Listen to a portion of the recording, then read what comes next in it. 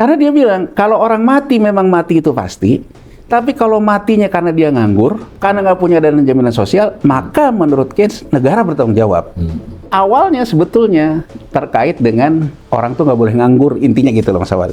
Kenapa dia melakukan reinvestment dari dana jaminan sosial untuk mengatasi yang namanya sektor pekerjaan? Menarik loh. Kita tidak akan pernah bertumbuh dana jaminan sosial kalau yang bayar preminya jadi nggak bisa bayar premi. Karena nganggur. Untuk memastikan orang tetap bekerja, maka kita harus memastikan pekerjaan itu ada. Ini masalahnya, jadi jelas gitu loh bahwa dia tuh nggak semuanya ke portofolio. Orang-orang yang di PHK tidak bisa lagi ngambil JHT-nya.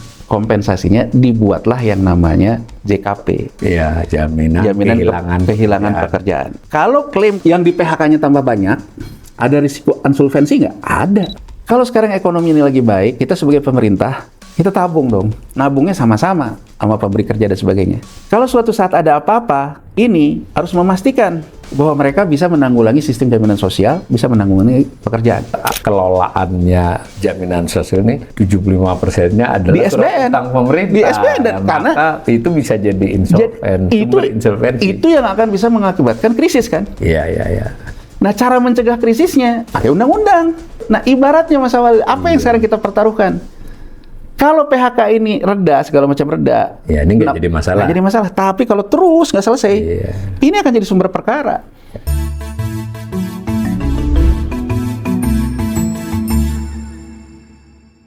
Salam cerdas, komunitas pembelajar yang saya hormati, berjumpa kembali dengan saya di kanal Awali Rizki.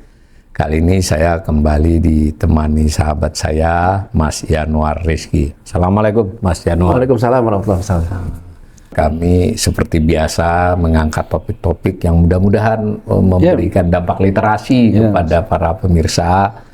Kali ini kita akan menyoroti soal terkait dana jaminan sosial ketenagakerjaan DJS ya Mas, yang pengelolaannya dipercayakan kepada Badan Pengelola Jaminan Sosial Ketenagakerjaan, ya BPJS Ketenagakerjaan. Sebenarnya ada satu lagi, BPJS Kesehatan, nanti akan kita bicarakan terpisah. Dan dalam hal BPJS atau dana jaminan sosial tepatnya ketenagakerjaan ini pun kita akan bagi 2 sesi Mas, karena banyak. Mungkin juga bisa jadi 3 sesi, tapi sementara dirancang 2 sesi. Nah, sesi pertama ini nanti kita meminta Mas Yanuar mungkin memberikan gambaran. Jadi BPJS ini kan unik Mas, hampir setiap orang dewasa di Indonesia ini kan berinteraksi nih. Sepertiga lah, separuh mungkin ya kalau dari sisi apakah itu dia membayar ataukah dibayari iurannya oleh pemberi kerja atau oleh pemerintah. Dan mungkin terasa sekali kalau ada kecelakaan kerja, ada kematian atau pensiun dan sebagainya, dia berurusan dengan BPJS. Tetapi saya menduga itu ya sebagian besar orang itu mungkin kurang tahu sebetulnya BPJS itu apa sih. Nah, mungkin kita kasih pengantar dulu biar. Nah, ini mungkin perlu dapat gambaran dari Mas Yanuar, meskipun sebetulnya dalam beberapa kesempatan di sini dulu setahun yang lalu kita pernah bicarakan ini Mas. Dari asal usulnya itu sampai ke BPJS seperti apa. Next. Lalu ini yang terkini Mas, dari laporannya pengelolaan ya dari BPJS Ketenagakerjaan ada 48 juta yang aktif, tapi ternyata yang terdaftar 69, ya berarti lumayan tuh, 21 juta hampir yang nggak aktif. Kemudian ada masing-masing ini, ada JKK, jaminan kecelakaan kerja plus jaminan kematian ya. Nah, lalu ada JHT, JP, JKP. Data ini yang JHT, JP, JKP ini otomatis ikut inilah, gampangannya kan begitu. Semua yang ikut JKK, JKP ini ikut yang ini. Kalau sudah saya telidiki dari laporannya seperti itu. Next. Nah, sayangnya kalau kita masuk ke lamannya BPJS juga nggak ada yang surprise. Ini bayangin, cuma data segini aja saya harus ngolah dari laporan tahunan diambilin. Yang terkesan oleh saya adalah bahwa pesertanya itu memang meningkat kecuali tahun 2020 ya. Nah, memang baru balik lagi 22, jadi 2 tahun itu anggota terdaftar maupun yang aktif turun. Tapi secara umum memang meningkat ya, sesuai dengan kenaikan jumlah angkatan kerja maupun jumlah pekerja ya. Next. Dibagi tuh yang peserta aktif terutama ya, ada yang penerima upah, ada yang bukan penerima upah, ada yang jasa konstruksi. Mungkin ini perlu dijelasin Mas. Saya sepintas melihat yang unik adalah di 2025 ini ternyata yang dari bukan penerima upah yang naik, Mas. Dari penerima upah justru turun. Nah, ini kan terbaca apa ini kan? Konstruksi juga naik. Next. Nah, ini yang dana jaminan sosialnya, Mas. Dana jaminan sosial yang BPJS disendirikan ya, yang sebagai lembaga. Jadi ada 5 tuh, kecelakaan kerja, kematian, hari tua, pensiun, dan kehilangan pekerjaan. Ini ada dana investasi 2 tahun, hasil investasi, ada jumlah aset, ada kenaikan penurunan aset neto, karena dia tidak menganut ekuitas ya, ditulisnya aset neto ya. Yang menarik mungkin asetnya berarti 904 yang dana jaminan sosial, kalau ditambahi dengan BPJS-nya sebagai entitas dengan anak-anaknya 921. Dari itu diinvestasikannya banyak, Mas, 890. Jadi memang ini entitas yang hampir kegiatan utamanya memang investasi ya. Nah, mungkin juga dipastikan bahwa ini sebetulnya kan duit siapa? Ini kan duit pekerja ya. Kalau saya tidak salah tangkap nanti jelas bukan duit pemerintah ini duit pekerja ini. Yang penting itu dulu ya. Next. Nah, ini saya coba gambar data. Tadi saya gambar dengan tahun yang lebih panjang, Mas. Itu aset, kemudian yang kuning yang diinvestasikan. Ini termasuk yang BPJS ya, saya jumlahkan ini, Mas. DJS plus BPJS-nya. Ya rata-rata 97%-nya diinvestasikan. Meskipun ini juga perlu dikomentari. Ternyata di tahun 2025 dana yang diinvestasikan itu persentasinya turun loh. Ya, turun kan, artinya dibandingkan 2 tahun sebelumnya. Next. Ini sengaja saya pecah supaya gak terbaca dari 5 macam tadi. Kecuali BPJS ya, saya gambar 2 nih yang gede-gede. Jaminan hari tua naik terus, jaminan pensiun naik terus. Aset ya ini. Next.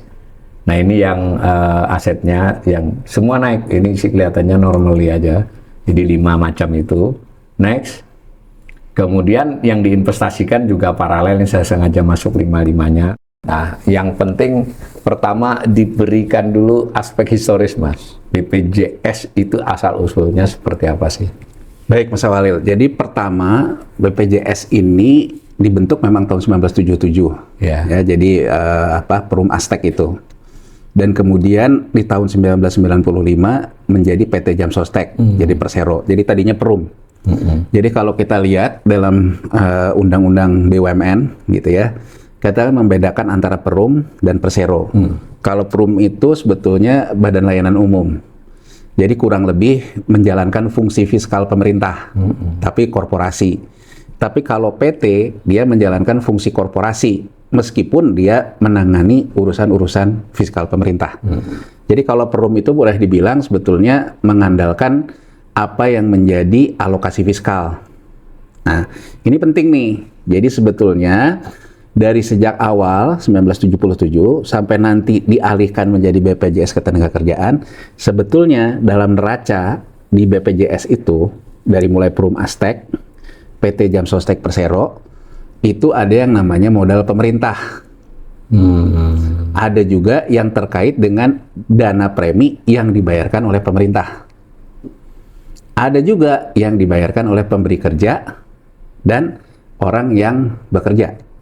Jadi kalau Perum, Mas Walil, ketika awal-awal didirikan, yang menopang premi itu lebih banyak pemerintah. Lebih banyak pemerintah gitu. Jadi lebih banyak memang alokasi dari dana fiskal untuk terkait dengan jaminan sosial. Terkait dengan orang hari tuanya. Jadi yang paling lama itu yang disebut dengan JHT. Sejak awal itu ada. Jadi sejak awal didirikan itu, intinya adalah kalau pegawai negeri punya uang pensiun, kalau orang swasta nggak punya uang pensiun. Jadi awal muasal tahun 77 itu, pendekatannya tuh orang kan beramai-ramai pengen jadi pegawai negeri sipil. Contohnya, kita ini termasuk generasi itulah Mas Walil. Bapak saya pegawai negeri sipil. Jadi kita misalnya masih mendengar omongan orang tua kita, jadi pegawai negeri, karena kalau jadi pegawai negeri kamu punya pensiun. Mungkin kalau anak-anak sekarang udah nggak pernah dengar gitu. Tapi kalau generasi kita tuh masih dengerin kayak gitu, bahwa pegawai negeri itu gajinya nggak seberapa, tapi kamu pasti punya uang pensiun. Nah, ini dirubahlah, dan perlu diingat nih Mas Walil, saya juga beberapa kali bicara di sini bahwa di tahun 70 sampai dengan 1977 itu kita itu mendapatkan bonanza minyak. Harga minyak yang naik. Jadi akibat yang kebijakan Nixon, petrodolar dan sebagainya itu. Jadi di tahun 70 Mas Walil sampai dengan 77, dan bisa kita lihat di APBN kita sampai dengan tahun 80 itu surplus. Iya. Akibat ada penerimaan migas. Jadi kita nggak ada tuh cerita kayak sekarang hutang segala macam, surplus dari kenaikan minyak. Nah, Orde Baru pada waktu itu mengalokasikan sebagian surplus ini untuk membentuk yang namanya dana jaminan sosial. Tapi lebih kepada memberikan jaminan hari tua dan pensiun. Sebetulnya awalnya belum pensiun, pokoknya hari tua. Hari tua. Berikutnya kemudian dibedakan antara hari tua dan pensiun. Nah, JHT ini yang pertama kali didirikan Perum Aztec. Iya, iya. Nah, Perum Aztec ini sebagian ini mengalokasikan uang fiskal untuk punya yang namanya dana jaminan hari tua. Tapi lebih untuk ASN ya? Bukan. Oh, bukan. Swasta. Kalau yang si ASN itu Taspen. Oh, sudah ada. Oh, di Taspen. Tapi Taspen, dari alokasi yang seperti ini juga? Sama. Ada Taspen, ada Asabri. Jadi kurang lebih itu cara berpikirnya pada waktu itu. Cara berpikirnya itu keadilan APBN. Kalau APBN itu mengalokasikan premi untuk pensiunan ASN, itu Taspen. Mengalokasikan pensiunan untuk pensiunan TNI dan Polri, itu Asabri.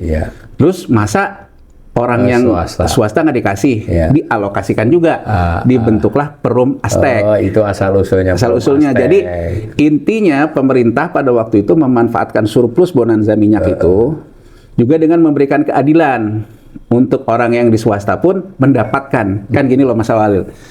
Kalau orang jadi pegawai negeri, dibayarin preminya untuk pensiunnya. Dia jadi ABRI, dibayarin.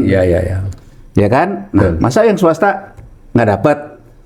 Ya kan? Dialokasikan. Jadi gini loh, terlepas dari kita juga ada kritik terhadap Orde Baru, tapi Orde Baru teknokrasinya memang harus kita akui. Karena memang ini di banyak negara yang sudah lebih maju memang begitu. Iya, memang itu sistem jaminan sosial. Jadi sebetulnya gini loh Mas Walil. Kita belum menyebutnya dana jaminan sosial, tapi sudah kita lakukan embrionya ya. Embrionya. Jadi gini loh, kalau kita historisnya ke belakang, sebetulnya kan jaminan sosial ini kita boleh dibilang tuh ini yang kita mulai muncul, terutama sekarang lagi rame nih ya, bahwa kita dibilang bahwa kita pro terhadap kapitalis gitu kalau kita membicarakan pasar. Nah, di mana sebetulnya kapitalisme itu membicarakan tentang keadilan sosial? Itu sebetulnya surat terbuka dari John Maynard Keynes ke yang namanya Franklin Roosevelt yang menang pemilu di Amerika Serikat di saat Great Depression. Kalau kita baca surat terbuka ini tulisannya Keynes di Washington Post kan. Tapi Keynes sudah pernah ngomong dulu di tahun 1922 Mas Walil. Tapi orang banyak bilang momentumnya di sini.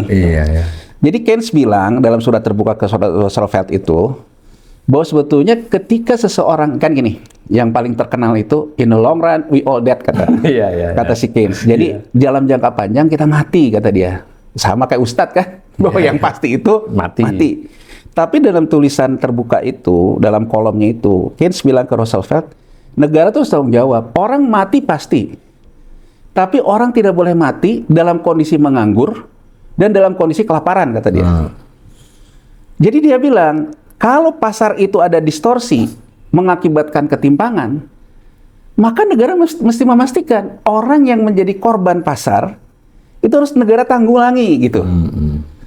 Karena dia bilang, kalau orang mati memang mati itu pasti, tapi kalau matinya karena dia nganggur, karena nggak punya dana jaminan sosial, maka menurut Keynes, negara bertanggung jawab.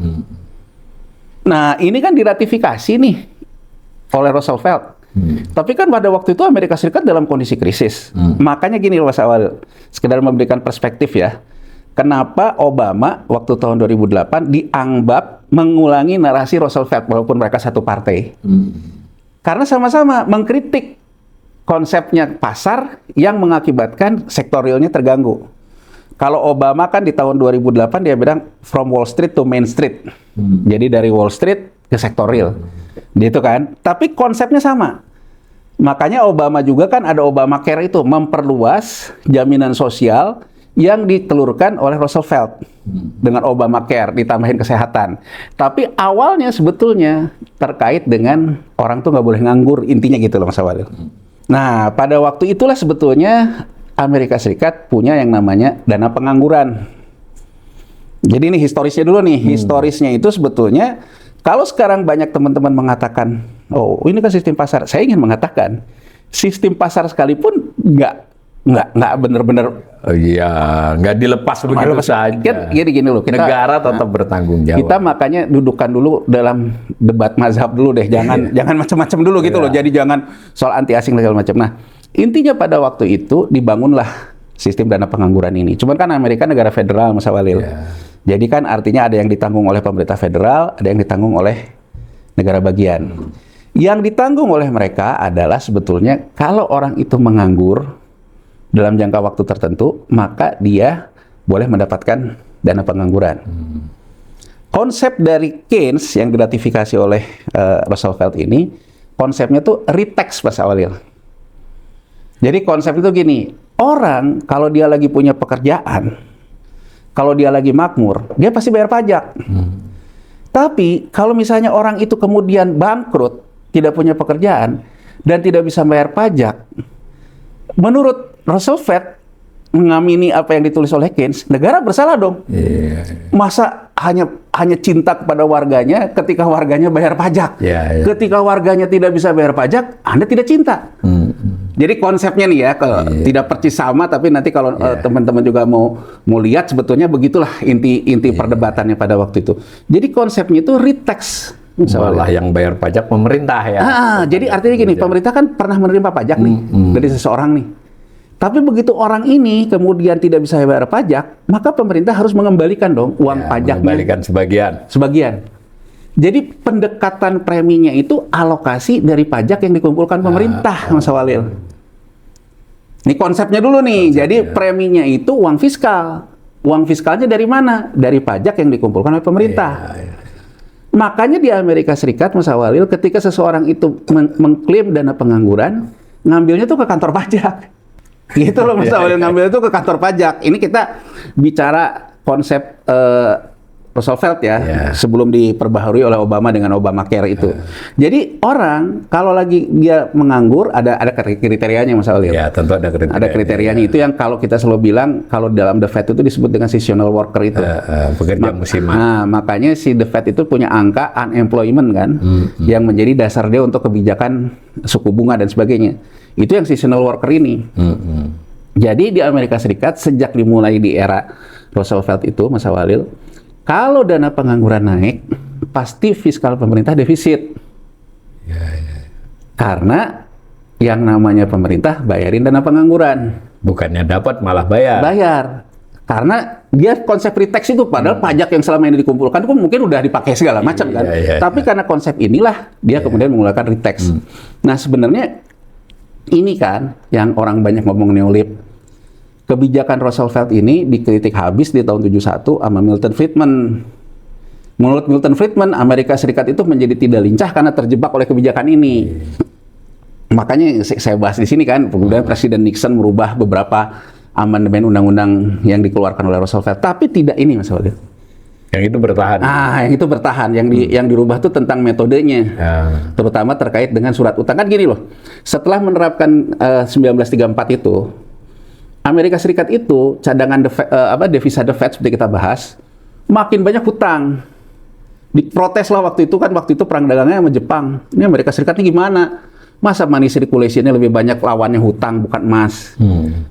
Nixon tahun 71 bilang, saya cabut undang-undang bahwa yang mengatakan money circulation harus dijamin emas, kan gitu Mas Walid. Ya kan, jadi intinya kan gitu loh. Intinya sebetulnya dia tidak mencabut defisit fiskal yang mengakibatkan dana pengangguran. Dia hanya mengatakan bahwa ya defisit itu nggak apa-apa. Tapi gini, karena sekarang juga lagi orang banyak berdebat gini ya, saya ingin mengatakan loh, kalau kita lihat sebab akibatnya, Mas Awal, Amerika Serikat sekalipun yang menganut ekonomi pasar dan yang kita sebut dengan kapitalisme, dia sebetulnya mengatakan bahwa defisit fiskal itu nggak apa-apa asal dipakai untuk kepentingan masyarakat, terutama dana pengangguran. Makanya kan sebetulnya kritik kita terhadap belanja pemerintah kan selalu ke situ, Mas Walid. Betul. Ya kan, intinya ketika pemerintah itu defisit, sebenarnya pemerintah ini lagi menanggung apa? Kalau menanggung yang memang sudah kewajiban. Jadi maksud saya dari kapitalisme sendiri sebenarnya kita bisa belajar. Iya. Kapitalisme sendiri dia bisa membiayai masalah jaminan sosial loh. Nah, konsep ini Mas Awalil sebetulnya boleh dibilang Amerika Serikat ini juga bukan yang pertama melakukan konsep ini. Konsep ini nih sebenarnya yang punya tuh Jerman, yang orang sebut negara-negara Skandinavia. Jadi kalau sekarang kita putar balik lagi ketika debat kita mau mengeluarkan undang-undang sistem jaminan sosial yang disahkan 2013, itu banyak masalah perdebatan pada waktu itu. Dan kita memilih sistem gotong royong. Sistem gotong royong ini model Skandinavia, model negara-negara Jerman dan sebagainya ini. Jadi modelnya itu apa? Satu, premi dari orang pemberi kerja. Kamu harus bayar premi dong. Kamu juga harus memberikan kepastian terhadap karyawanmu. Yang kerja juga, kamu juga harus nabung. Negara bertanggung jawab nggak? Bertanggung jawab. Jadi kalau kita ngomong sistem gotong royong, tiga pihak itu ya. Tiga pihak. Si yang namanya pemberi kerja membayar premi, yang kerja bayar premi, negara juga ikut bayar premi. Nah, saya ingat ya, biar kita juga bisa melihat situasinya dengan utuh. Dulu, Menteri Keuangan, waktu masih Sri Mulyani Indrawati, dia mengatakan, banyak orang menginginkan sistem kita kayak Jerman. Pendidikan gratis, kesehatan gratis, gitu ya. Boleh nanti dicari di Google, ada pidato dia itu, gitu kan.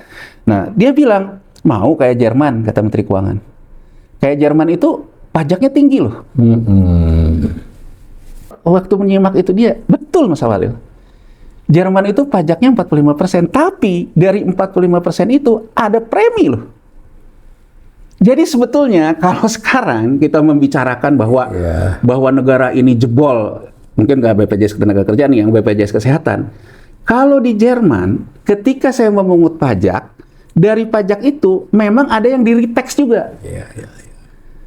Jadi gini loh, PPh misalnya di Jerman itu 45 Mas Awalil.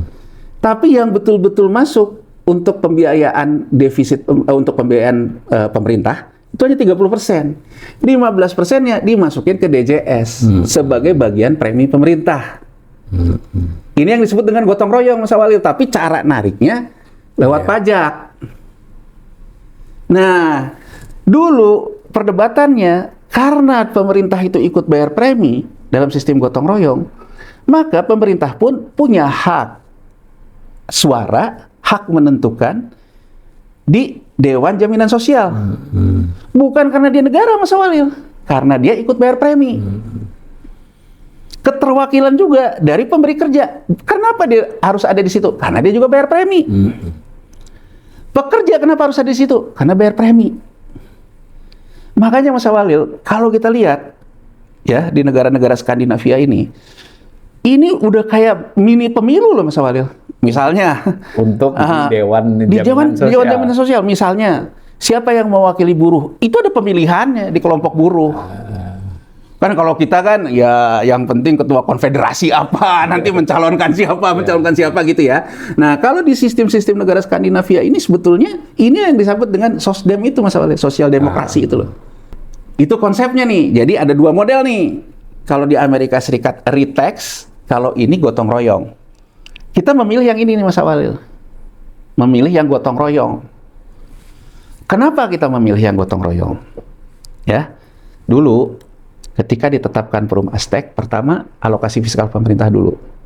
Setelah sistemnya berjalan, pemerintah kemudian memaksa pemberi kerja bayar. Kemudian bertahap lagi, yang kerja pun bayar. Setelah tiga pihak ini menggunung jadi uang jaminan sosial, pemerintah menganggap yang namanya Perum Aztec sudah bisa jadi PT, karena udah bisa mandiri, nggak tergantung kepada yang namanya PMN dari pemerintah lah. Pemerintah, karena dia udah bisa mandiri. 1995 didirikanlah PT Jam Sostek Persero. Ya Mas Awalil ya. Bukan Perum ya, di 95. Jadi saya ulang lagi nih ya. Sejarah awalnya sebetulnya yang ditempuh tuh mirip-mirip dengan tahun 1934 ketika Roosevelt membentuk dana pengangguran. Dialokasikan dari fiskal, Mas Alil, dari APBN. Dapatnya dari mana? Karena waktu itu bonanza minyak. Ya.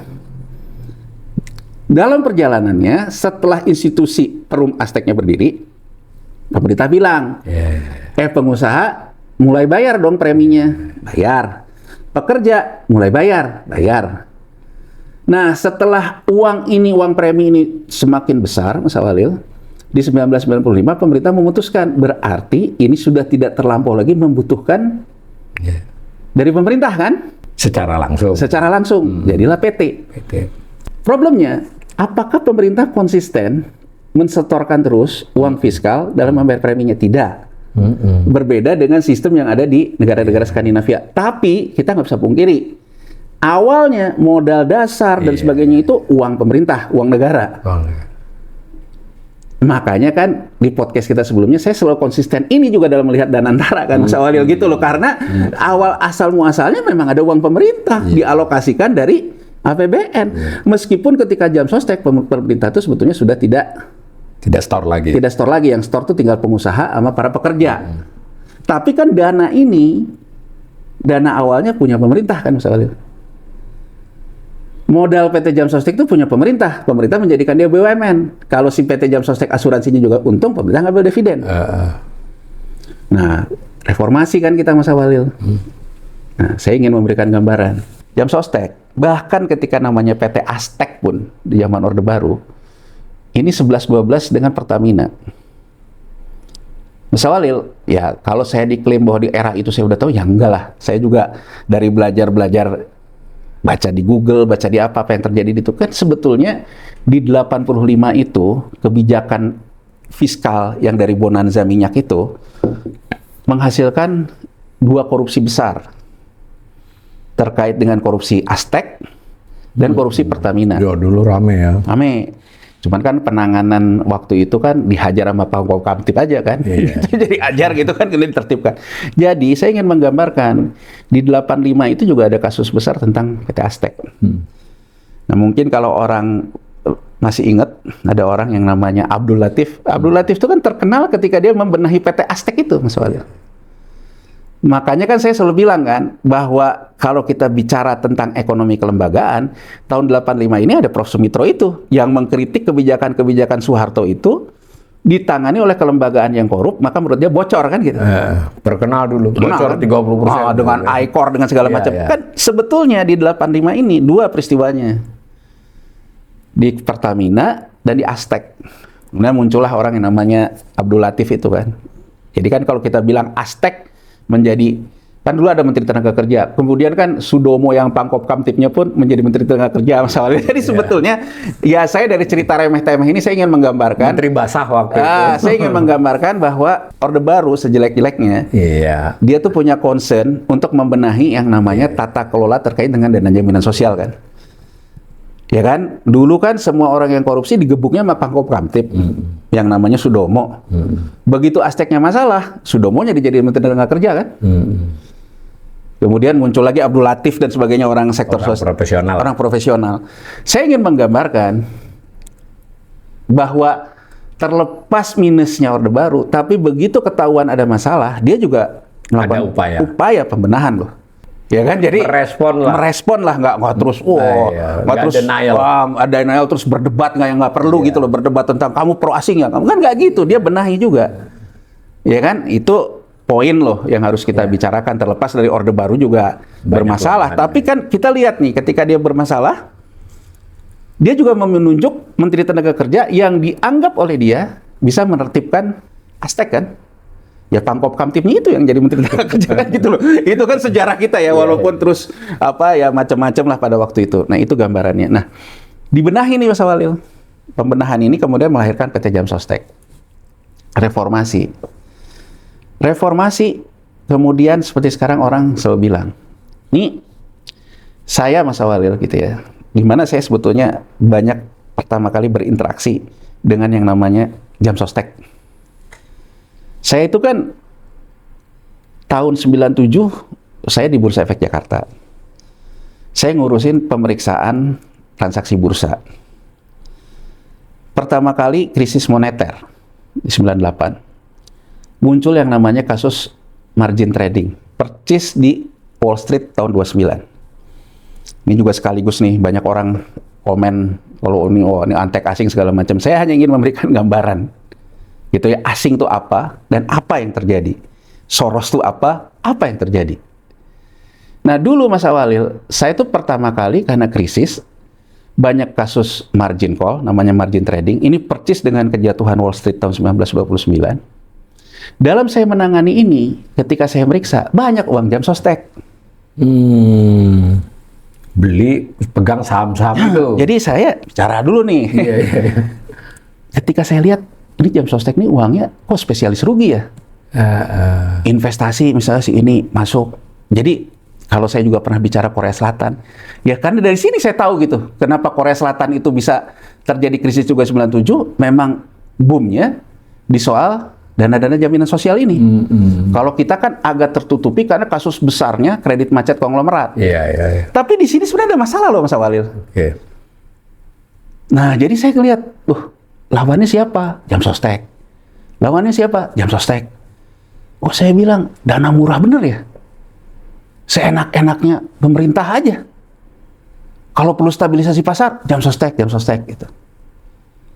Muncul kemudian episode berikutnya ada divestasi saham pemerintah di BPPN. Ketika ngegoreng, duit jam sostek lagi. Pada waktu itu ya? Pada waktu itu, ini pengalaman saya meriksa. Dari situ saya ngelihat, oh jam sostek ini spesialis kalau pemerintah ingin melakukan stabilisasi pasar.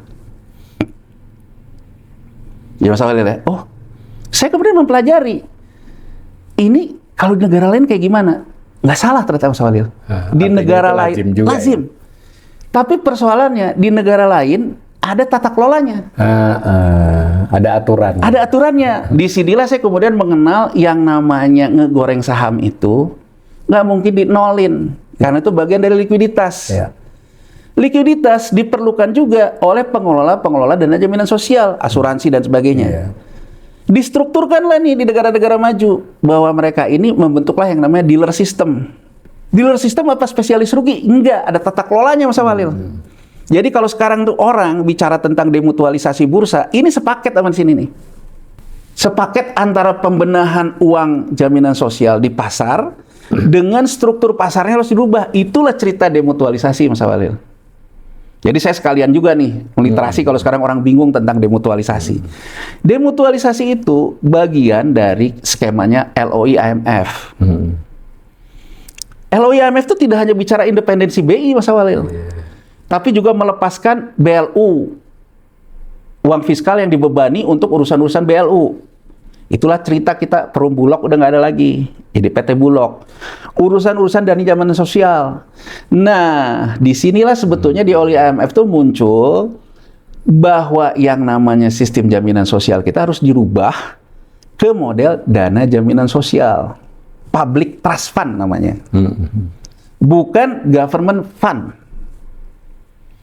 Kenapa ada pemikiran gitu? Karena uang yang dikelola bukan melulu uang pemerintah saja, ada uang publiknya. Pemberi kerja dan pekerja. Pemberi kerja dan pekerja. Bahkan terakhir-terakhir pemerintah udah nggak pernah store lagi. Lebih banyak pemberi kerja dan pekerja. Ya? Pemberi kerja dan pekerja. Jadi sebetulnya yang namanya Undang-Undang SJSN itu bagian yang tidak terpisahkan dari LOI IMF. Pertanyaan saya, LOI IMF tuh menyebabkan perkara nggak? Iya. Tapi kita juga harus fair. Kalau tanpa LOI IMF mungkin kita tidak pernah melakukan pembenahan kelembagaan loh misalnya. Ya, sisi positifnya di situ. Sisi positifnya loh. Jadi artinya bahwa IMF itu mengakibatkan saya nggak ada yang saya bantah di situ. IMF itu banyak salah resep, salah segala macam. Saya nggak ada yang saya bantah. Tapi IMF di satu sisi, LOI IMF itu memaksa kita melakukan reformasi struktural, terutama terkait kelembagaan. Terkait bagaimana mengatur cadangan devisa agar BI-nya independen. Dana jaminan sosial yang public trust fund didorong lah menjadi dana jaminan sosial. Nah, dalam perjalanan ini saya lihat Korsel. Jadi gini Mas Wali, saya cerita aja nih ya, cerita. Pada waktu itu yang menandatangani LOI IMF itu kita sama Korea Selatan. Nah, di tahun 2000 saya pergi nih studi banding ke Korsel karena sama-sama yang menandatangani LOI IMF. Disinilah sebetulnya saya banyak belajar Mas Awalil tentang yang namanya dana jaminan sosial. Jadi ketika saya ke Korsel, dia tuh banyak cerita bahwa pasar kita ini jatuh karena kelas menengahnya tidak bisa klaim dana jaminan sosialnya nyangkut. Kita melakukan pembenahan. So, saya ingat kan, oh iya ya, saya meriksa juga banyak duit jam sostek. Iya, mereka menginvestasikan dananya secara tidak. Jadi dia bilang, ya. kita melakukan perubahan ini. Ya. Terus saya tanya, kamu melakukan demutualisasi nggak? Enggak, dia bilang. Jadi saya juga ingin memberikan gambaran loh. Iya. Ada negara yang mereform pasar modalnya tanpa demutualisasi. Korea Selatan. Korea Selatan pada waktu itu fokus kepada pembenahan hukum, Mas Walil. Nah, saya juga setelah itu pergi ke Hong Kong karena Hong Kong demutualisasi. Hong Kong bilang, ketika saya ketemu di Hong Kong, dia bilang gini, kita tuh nggak bisa mencegah yang namanya spekulasi. Itu darahnya. Pasar modal. Dan kita juga nggak bisa mencegah, meminta yang namanya public trust fund untuk tidak masuk ke pasar karena pasar beresiko. Pasarnya akan kering, dia bilang. Jadi dia bilang, cara mengatasinya kita restrukturisasi pasarnya. Untuk merestrukturisasi pasar ini, maka butuh investasi, butuh segala macam. Itulah cerita demutualisasi. Di Hong Kong. Di Hong Kong. Nah, setelah Hong Kong ini melakukan demutualisasi, diikuti sama Singapura, Mas Walil. SGX. SGX juga ini satu paket dengan memperbaiki sistem jaminan sosial. Jadi, Mas Walil, kalau ada orang bicara Temasek, SWF, Temasek SWF itu cikal bakalnya itu dari dana jaminan sosial. Yang dipadu-padankan dengan pembenahan pasar, demutualisasi. Nah, saya kemudian melihat gitu, sebenarnya Singapura ini mencontoh siapa sih gitu. Saya ketemulah SWF terbesar itu, dan SWF pertama kali yang dikembangkan itu di Norway, Mas Walil. Di Norway itu tahun 1990. Jadi gini ceritanya, ini menarik sebetulnya kalau sekarang kita mau membahasnya secara serius dari beradu pemikiran ya, jangan nunggu dikit-dikit kamu antek asing gitu loh. Ayo beradu pemikiran gitu loh. Ini Norway, Mas Awalil, di tahun 1990. Itu sebetulnya BPJS Ketenagakerjaannya awalnya. Dia tuh mengelola dana pensiun, dana hari tua, dana ini besar. Kemudian di tahun 1990 itu, Norway itu pemerintahnya masih bayar yang namanya premi, Mas Walil. Ke si BPJS ini. Dapatnya dari mana? Sama kayak kita tahun 77 sampai 78, bonanza minyak. Dia Jadi, dapat bonanza minyak. Si Norway itu mendapatkan berkah harga gas yang naik. Nah, menarik Mas Walil. Dan ini bisa kita lihat dalam jejak digital dalam kajian tentang SWF di Norway. Norway itu mengatakan, kita jangan mengulangi apa yang terjadi di Meksiko. Ketika mereka menikmati bonanza minyak di tahun 70 sampai 78, di tahun 80 malah negaranya bangkrut, gagal bayar hutang. Jadi dia bilang, hasil dari kenaikan harga gas ini harus kita investmentkan untuk ada yang disisihkan untuk menjamin masa tua masyarakat atau masa susah. Dan yang menarik ini loh, dia bilang, kalau seandainya besok harga gas ini turun, uang ini harus sudah kita investasikan saat ini, agar di masa depan, begitu kita mengalami resiko penurunan ini, lembaga yang kita buat ini bisa membiayai. Dampak dari loh Mas Awalil. Jadi sekarang kalau orang mau mengatakan ya, sebenarnya mirip dengan keluarga biasa ya. Kalau di masa senggang itu kita harus menabung. Oh iya, sekarang kan saya lihat nih banyak orang ngomongin SWF. Sejarah SWF itu, sejarahnya itu adalah revitalisasi dana jaminan sosial. Oke. Sekarang kalau kita, ini kunci. Sekarang kita lihat nih di data SWF. Nomor 1 tuh yang punya Norway. Ya. Tapi sekarang kalau kita lihat, Norway itu apa? Asal-muasalnya dari BPJS.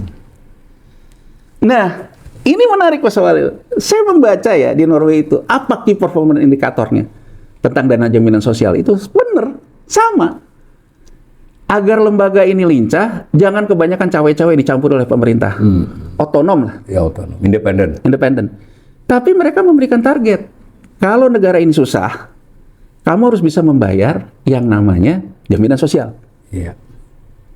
Termasuk dana pengangguran. Termasuk ya. Key performance indikator itu jelas. Mandat kamu kamu kelola segala macam, tapi kamu harus bisa menjamin di saat musim gugur tiba, kamu harus bisa menangani resiko itu. Itu key performance indikatornya. Nah, dari situ saya membaca, Mas Walil, apa sih yang dialokasikan oleh BPJS-nya Norway ini setelah mereka berbentuk SWF. Menarik loh, Mas Walil. Tidak semuanya ke portofolio loh. Sebagian itu dialokasikan untuk memastikan lapangan pekerjaan terjadi di investasi di sektor real. sektor real. Menarik Tidak loh. hanya portofolio. Tidak menarik loh, Mas Awal. Jadi sebenarnya kalau kita mau belajar SOF dengan baik gitu ya, dengan belajar SOF dengan baik, kemudian saya membaca gitu. Kenapa dia melakukan reinvestment dari dana jaminan sosial untuk mengatasi yang namanya sektor pekerjaan? Menarik loh. Kita tidak akan pernah bertumbuh dana jaminan sosial kalau yang bayar preminya jadi nggak bisa bayar premi. Karena nganggur. Jadi menurut kajian yang saya baca di Norway itu, dia bilang, untuk memastikan orang tetap bekerja, maka kita harus memastikan pekerjaan itu ada. Ini masalahnya, jadi jelas gitu loh bahwa dia tuh nggak semuanya ke portofolio. Bahwa portofolio itu menumbuhkan yang namanya dana jaminan sosial ya, tapi dia juga melakukan yang namanya hedging terhadap premi ini tadi. Kenapa saya ingin mengatakan gitu? Tadi dari grafiknya Mas Awalil, 2025 premi dari pekerja formal turun. Iya, betul. Nggak bisa dipungkiri, terjadi PHK. Bacanya begitu ya. Dan pertumbuhan lapangan kerja baru dari sektor formal nggak terjadi. Iya. Jadi gini, saya lihat Menteri Keuangan Purbaya mengatakan, wartawan ketika nanya, Anda tuh jangan ngelihat data PHK-nya aja dong. Anda lihat, kan ada juga lapangan kerja baru, tapi dia juga nggak ngomong datanya. Iya kan Mas Walil ya kan gitu ya. Ya, kita harus bicara netonya dong. Iya dong. Berapa? Ya, dia tinggal sebutkan aja. Iya. Ini Mas Walil dari data yang tadi Mas Walil tampilkan. Iya. Dari sini kita bisa membaca netnya memang pertumbuhan lapangan kerja kita minus. Yang formal. Pertanyaannya, tadi Mas Awali lihatin di 2025, premi dari non formalnya yang informal naik. Artinya boleh dibilang kan kalau kita bicaranya hanya data ini, sama kayak ketua LPS ngomong data. Kalau kita bacanya cuman kayak gini, Agregat aja. kita bisa bilang gini loh, benar. Sektor formalnya ada PHK, tapi sektor informalnya makmur. Buktinya sekarang sektor informal sudah punya kesadaran membayar yang namanya premi. Hati-hati Mas Walil. Detailnya apa? Undang-Undang P2SK mengatakan bahwa yang namanya dana jaminan hari tua, yang kalau dulu di PHK bisa kita ambil, menjadi tidak bisa diambil. Hanya bisa diambil ketika sudah mencapai usia 55 tahun. Sekarang secara akuntansi, karena Undang-Undang P2SK ini, saya punya JHT, saya di PHK, umur saya masih 40 tahun, saya kan nggak bisa ngambil Mas Walil. Saya dicatatkan tidak bayar lagi premi, tapi uang tabungan JHT saya yang selama ini mana? Belum bisa diambil. Belum bisa diambil, masuk ke informal. Oh, pindah dari penerima upah tadi menjadi tidak penerima upah. Kan ada orang ngomong kan lie with statistik gitu. Kalau kita ngelihat kayak gini, pasti kita akan ngomong, tidak ada indikasi ini. Secara agregat, memang betul dia bilang, sama kayak ketua LPS kan. Secara agregat betul terjadi penurunan premi sektor formal, tapi secara totalnya tumbuh. Sekarang kita lihat, ketika Undang-Undang P2SK mengatakan orang tidak bisa mengambil begitu dia di PHK karena belum usia 55, pindah kemana uangnya? Pindah ke sektor informal. Karena jadi tidak mengurangi aset dan investasi totalnya ya. Tapi direklas kan? Tapi direklas, itu bacanya. Tapi direklas gitu loh Mas Walil. Jadi, yang bisa kita baca di sini, tidak bisa kita bantah. PHK terjadi di sektor. Di 2025 kalau data tadi terutama. Pertanyaannya Mas Walil, kenapa coba orang itu selalu bilang sektor informal kita tuh besar. Sektor informal kita disuruh bayar premi jam sostek, BPJS, kesehatan, dan sebagainya. Termasuk yang dibebankan kepada operator ojol. Tujuannya apa artinya? Ya orang di sektor informal, nggak apa-apa, asal bayar premi. Pertanyaannya Mas Walil, Saya ngambil contoh gini Mas Walil. Saya ada nonton ya, satu supir ojol yang rajin konten Mas Walil. Saya ikutin gitu, karena menarik menurut saya. Dia membahasakan ekonomi dengan bahasa-bahasa yang ringkas-ringkas aja lah, yang mudah-mudah aja. Dia bilang gini Mas Walil, tahun lalu, pagi kayak gini, saya tuh udah dapat 8 trip. Sekarang, sampai keriting saya di sini, dia bilang gitu dengan bahasa dia. Baru dapat 2 trip. Udah gitu dia bilang, tadi ada yang datang ke sini. Kemarin baru di PHK. Umurnya 42 tahun. Dia bilang, akhirnya dia ngojol juga. Akhirnya semua orang ngojol. Saya tanya, dia tanya ke saya, kalau ngojol ini gimana? Wah, saya aja sekarang cuma baru dapat 2 trip. Apalagi kamu yang baru mulai. Dia sambil ketawa-ketawa. Kayak gini Mas Walil, mau kita suruh juga dia bayar premi dari uang dia. Ya dia bilang gitu. Uang saya aja diperas terus gitu sama operator. Membebani operator. Populisme yang dilakukan. Kan benang kusut menurut saya loh. Iya, nanti operator kembali ke ojol juga dengan caranya. Berarti sebetulnya kita harusnya belum berhasil melakukan reform terhadap DJS. Nah, itu ya kuncinya ya. Kuncinya. Jadi artinya kan sebetulnya kalau kita lihat sekarang datanya, PHK sektor formal nggak bisa kita bantah. Karena ada undang-undang P2SK yang melarang ditarik, maka ini digeser kan? Bukan karena kesadaran bekerja sektor informal untuk membayar, Mas Walil. Reklasifikasi dana yang ada ya. Artinya sebetulnya negara ini memaksa orang-orang yang di PHK tidak bisa lagi ngambil JHT-nya. Apa kompensasinya? Kompensasinya dibuatlah yang namanya JKP. Iya, jaminan kehilangan pekerjaan. JKP menanggung 6 bulan upah. Kalau dari data Mas Walil tadi, datanya terhadap DJS memang bertumbuh, tapi sekarang yang jadi persoalan sebetulnya, kalau klaim yang di PHK-nya tambah banyak, JKP-nya baru terbentuk akumulasinya dari 2022 sampai 2026, ada risiko insolvensi nggak? Ada. Dugaan itu hampir benar, karena di 2025 ternyata JKP defisit. Biasanya surplus. Jadi sebetulnya pemerintah ini tahu Mas Walil, PHK ini akan banyak.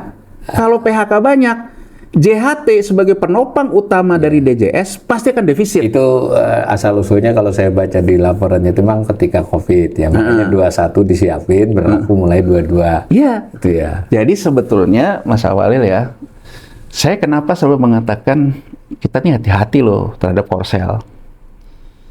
Sebenarnya Mas Walil, dari mulai era ketika Ciptaker itu, undang-undang Ciptaker, menurut saya memang pemerintah udah tahu kok bahwa ekonomi kita tuh sunset. Iya, buktinya dia sudah siapin JKP.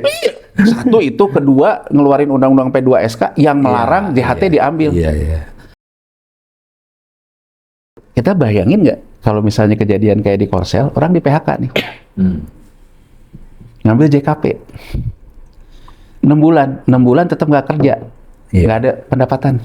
Orang bilang, keluarin deh JHT saya. Untuk duit saya kok. Untuk duit saya kok, orang saya sekarang nggak bisa hidup nih. Dulu waktu dia dibayar, baik itu dibayar pemberi kerja, dibayar dia sendiri maupun pemerintah, itu jadi haknya dia pada dasarnya karena kan dibayarkan. Ya. Nih ya Mas Walil ya, saya dulu kerja.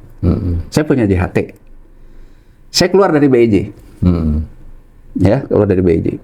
Saya ambil JHT saya. Karena saya resign. Belum ada aturan. Ya kan, belum ada aturan. Ambil.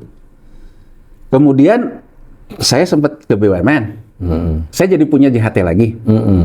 Begitu saya selesai penugasannya, saya ditanya, JHT-nya mau diambil nggak Pak? Saya ambil. Tapi kalau ini kejadian dengan sekarang undang-undang P2SK baru, ya kalau sebentar lagi sih saya mau 55 sih. Tapi kan kalau sekarang Mas Walil, ya kan saya nggak bisa ngambil loh. Iya. Kalau orang resign sih mungkin ya karena pilihannya. Tapi kalau orang di PHK loh Mas Walil. Iya, beda ya. Nah ini kan di sweetener dengan JKP. Tapi itu 6 bulan upah loh. Jadi menurutku Mas Walil, kembali kepada filosofi tadi. Nah itu. Filosofi ketika Amerika membuat dana pengangguran. Filosofinya apa? Kalau mereka lagi makmur kita pajakin. Maka ketika mereka susah, pajak harus mampu menopang hidup dia dong. Konsep Keynes kan gitu. Konsep negara-negara Skandinavia, termasuk yang saya ambil contoh tuh Norway. Kalau sekarang ekonomi ini lagi baik, kita sebagai pemerintah kita tabung dong. Nabungnya sama-sama sama pemberi kerja dan sebagainya. Kalau suatu saat ada apa-apa, ini harus memastikan bahwa mereka bisa menanggulangi sistem jaminan sosial, bisa menanggulangi pekerjaan. Coba Mas Awalil, ini menarik nih. Orang selalu bilang tentang cetak uang, quantitative easing di Amerika Serikat. Saya ingin memberikan contoh nih, bagaimana sebuah negara kapitalisme pun peduli tentang jaminan sosial. Obama, defisit fiskalnya tuh meledak. Yang dikatakan Obama apa? Satu, by law, dia bilang, by konstitusi, yang namanya dana pengangguran tidak boleh dihentikan. Defisit sumbernya karena naiknya dana pengangguran. Obama bilang, untuk menjadikan dana pengangguran ini turun, agar defisitnya turun, maka sebagian dari uang fiskal ini harus kita alokasikan untuk mencegah lagi PHK. Dan kemudian, dulu orang berdebat kan, karena Obama memberikan insentif terhadap Ford. Kalau pesawat itu Airbus apa Boeing yang di Amerika, saya lupa lah, pokoknya ke Ford dan pabrik pesawat. Obama bilang, ini harus disuntik agar tidak terjadi PHK. Jadi gini Mas Awal, yang ingin saya gambarkan, karena pemerintah itu oleh konstitusi harus memberikan dana pengangguran, akhirnya yang namanya presiden berpikir bagaimana orang-orang ini bekerja kan Mas Awal? Supaya tidak keluar dana pengangguran. Karena kan kalau defisit kan? Defisit. Diresponlah oleh Ben Bernanke, Chairman the Fed. Oke, kalau gitu nggak apa-apa, pemerintah defisit aja. Kita yang tanggulangi. Jadi sebetulnya Mas Awalil, kalau kita bicara sekarang tentang independensi bank sentral, Amerika Serikat sendiri juga tidak independen amat kalau dari kacamata itu. Tapi independensinya tuh muncul dari mana? Saya ingat betul, Ben Bernanke itu di Kongres bilang gini, kalau Keynes sekarang masih hidup, dia bilang, maka Keynes akan ngomong, Obamacare pun harus dilakukan, gitu loh. Jadi, Gubernur Bank Sentral itu memberikan pandangannya, bahwa saya itu sekarang mengambil cetak uang pemerintah ini dari fiskalnya, karena ada landasan konstitusinya. Ada landasan juga bahwa kita harus menciptakan pekerjaan. Dan dia bilang, dan harus diingat, sejak 1934, mandat The Fed menciptakan lapangan kerja, tidak hanya inflasi. Jadi saya ingin mengatakan, Mas Awalil, independensi itu terletak dari bagaimana dia melihat mandat. Dan kepentingan rakyat, kepentingan orang banyak. Jadi yang kita harapkan dari seorang gubernur bank sentral itu bukan dia menolak cetak uang pemerintah ataupun bukan pro kontranya, tapi dia memberikan pandangan kan? Case by case juga. Case by case. Nah, jadi dari sini sebetulnya di negara-negara maju ada 3 pilar loh Mas Awalil. Fiskal, moneter, dan yang ketiga tuh dana jaminan sosial. Dan untuk kasus Indonesia pun duitnya lumayan ya, dari 900 triliun lebih. Sepertiganya APBN, artinya kan gede itu. Jadi kalau menurut pendapat saya Mas Awalil, kalau sekarang kita concern membentuk SWF, kenapa kita tidak merevitalisasi BPJS? Ini jatuhnya SWF ya, kalau per definisi. Per definisi, SWF itu kan Mas Awalil dia mengelola dana, menginvestasikan, agar itu jadi dana jaminan kesejahteraan. Kan itu definisinya. Jadi kalau menurut pendapat saya Mas Awalil, saya ini nih, mungkin sebelum nanti kita lebih bisa bahas di sesi kedua ya. Tapi saya ingin memberikan gambaran gini. Ketika Janet Yellen jadi Menteri Keuangan di pemerintahan Joe Biden. Janet Yellen ini dulunya Chair the Fed yang gantiin Ben Bernanke. Menarik saya. Jadi saya itu tahun 2020 Mas Awalil, saya lihat Amerika Serikat kenapa Menteri Keuangannya mengadakan pertemuan terus di Kongres dengan ketua, kalau di dia tuh Dewan Jaminan Sosial BPJS itu ada ketuanya juga Mas Awalil. Independen juga, sama independen dengan The Fed. The Fed. Jadi si Yellen ini mengadakan pertemuan yang isinya dia Chair the Fed. Chair the Fed-nya udah Jeremy Powell. Sama laki-laki nih, saya lupa namanya, yang memang dia chairnya BPJS. Di dia. Di Kongres. Nah, Yellen bilang, ini kita menghadapi insolvensi dalam jaminan sosial. yang oleh Trump waktu itu mulai digugat Obamacare-nya si Trump pertama ya. Trump pertama. Kan Trump pertama tuh ngacak-ngacak itu loh, Iya, bahwa menurut dia Obamacare Oke, itu penyebab keruntuhan ekonomi Amerika. Keruntuhan Amerika. Nah, Yellen kan Demokrat kan, dihidupkan lagi. Nah, kemudian dijawablah di situ bahwa ini defisit, dia bilang insolvensi. Si dana jaminan Si dana sosialnya. sosial. Saya baca insolvensinya berapa? Antara 50 sampai 60%. Gede ya. Gede. Terus saya baca standar internasional insolvensi trust fund ini berapa? 75. Saya lihat aturan Menteri Keuangan. Saya nggak tahu udah dirubah atau nggak dengan Undang-Undang P2SK ya. Aturan yang berlaku di 2020, seingat saya, Menteri Keuangan mengatakan bahwa insolvency rate di BPJS itu 90 loh Mas Walil. Jadi kita hanya memberikan ruang 10 loh. Penurunan. Harus 1:1 loh. Iya. Nah, di Amerika Serikat 75. Yellen bilang, kita harus menyelesaikan ini. Nah, dijawablah oleh Chair the Fed ini. Oke, dia bilang, ini kan akibat penurunan harga surat utang pemerintah Amerika Serikat. Penurunan ini diakibatkan banyak penyelenggara jaminan sosial di negara-negara bagian melepaskan surat utang pemerintah Amerika Serikat karena untuk menutupi klaim orang yang PHK. Disepakati di sini Mas Walil. Orang boleh. Boleh sini ada notanya loh di parlemen. Disepakati di sini adalah yang namanya swap. Yang namanya surat utang yang mau dilepas oleh dana jaminan sosial di pemerintah daerah ya, di negara-negara bagian ini diserap oleh operasi moneternya The Fed. Kalau kita lihat, ini cetak duit nggak? Iya. Independen nggak? Orang di tengahnya ada Menteri Keuangan. Iya. Tapi kan yang dilihat oleh mereka bahwa ya kita memang harus melakukan penyelamatan gitu loh. Iya.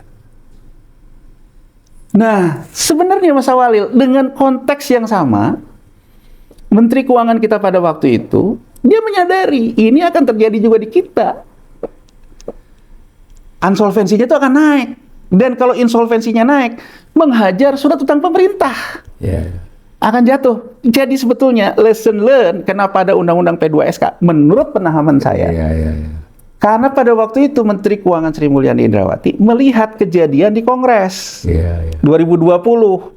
Dia ngelihat, wah ini bakal kejadian juga nih di kita nih. Karena kelolaannya jaminan sosial ini 75%-nya adalah di SBN. utang pemerintah. Di SBN dan karena itu bisa jadi insolvensi. Itu yang akan bisa mengakibatkan krisis kan? Iya. Nah, cara mencegah krisisnya pakai undang-undang.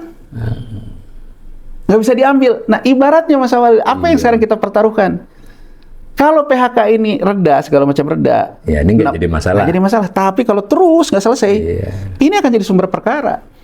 Jadi, saya kembali lagi Mas Walil. Saya tuh gini loh, saya tidak pernah anti dengan yang namanya SWF.